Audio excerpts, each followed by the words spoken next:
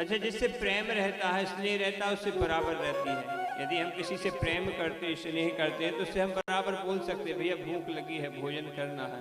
और यदि वो आपके आपसी हैं तो कह देंगे कि भैया कल की सब्जी आप तो ये लीजिएगा, और आप बराबर जिम लेंगे, क्योंकि प्रेम है आपका। हाँ?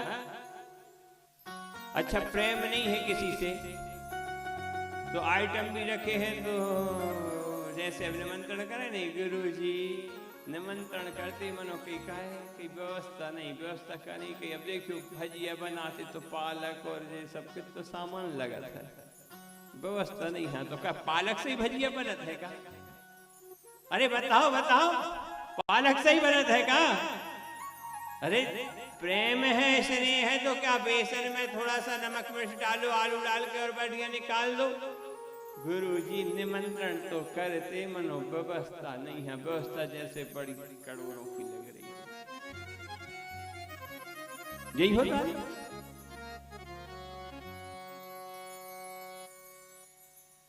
भोजन कराने की विधि देखनी है, कितनों की देखो, कर्माबाई को देखो। हाँ, विदुरानी को देखो जिसने केले के छिलके खिला दिए, और विदुर जी माल पकवान लेके आए, कह रही ये क्या कर रही है, ठाकुर जी को क्या खिला रही है, ले अब खिला। ठाकुर जी ने कहा अब तो पेट ही भर गया।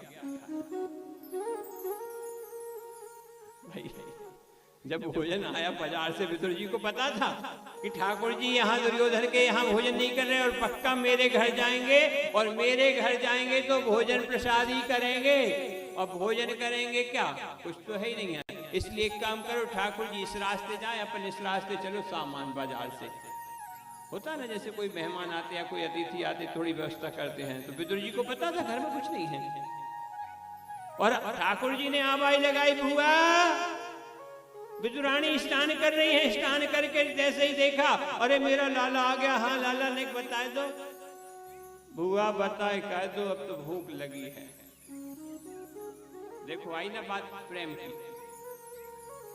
दुर्योधन के मेवा त्यागे, साग विदुर घर खाई।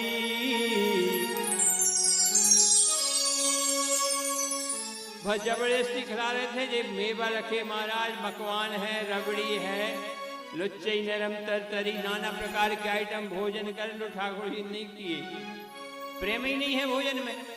और प्रेम कहा विदुरानी के घर, तो विदुरानी के द्वार से ही आवाज लगाई, अरे बुआ कहाँ हो। बुआ बोली मैं स्नान कर रही हूँ। तो बोले भूख लगी, पहले भोजन करा दो, बाद में नहाना। अब भोजन के चक्कर में विदुरानी घबरा गई। बताओ महाराज, भोजन तो जमात है, परंतु 3 दिन से हम नहीं नीचे में, तो है ही नहीं कुछ, तो जमाते कैसे। लेकिन फिर भी विदुरानी ने विचार किया, मैं देखती हूं।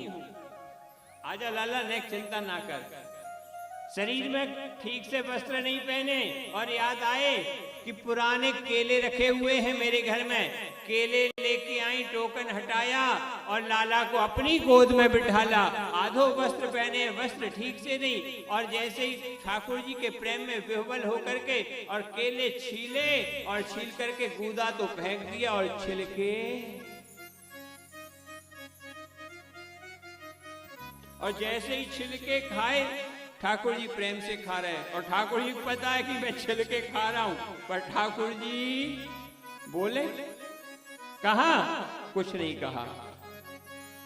थोड़ी देर बाद जैसे ही विदुर जी आए, और विदुर जी ने देखा, अरे विदुरानी ये क्या, क्यों स्वामी क्या हो गया। अरे क्या नहीं हुआ, तुमने शरीर में वस्त्र तुम्हारे कहाँ, अधो वस्त्र तुम्हारे, वस्त्र कहीं के कहीं जा रहे, तुम्हारी मर्यादित बैठी हो।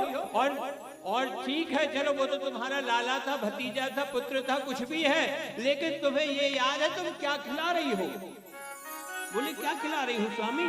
अरे जो खिलाने की चीज है, केले का गूदा, वो तो तुम फेंकती जा रही हो और छिलके खिला रही हो। एक काम करो, मैं ये तुरंत दूसरे ताजे फल लेके आया हूँ, ये फल खिलाओ ठाकुर जी को। और जैसे ही काम मैं अभी तत्काल ये फल लाती हूँ। ठाकुर जी बोल गए, बुआ कि एक जननी एक जनक घर, कि एक जननी एक जनक घर, भोजन भय कई बार,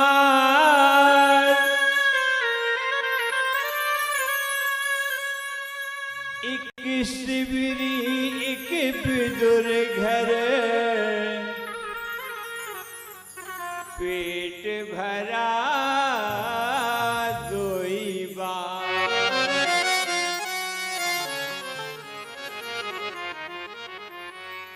एक शिवरी के यहाँ और दूसरा विदुर जी के यहाँ, बस दो ही बार पेट भरा। जननी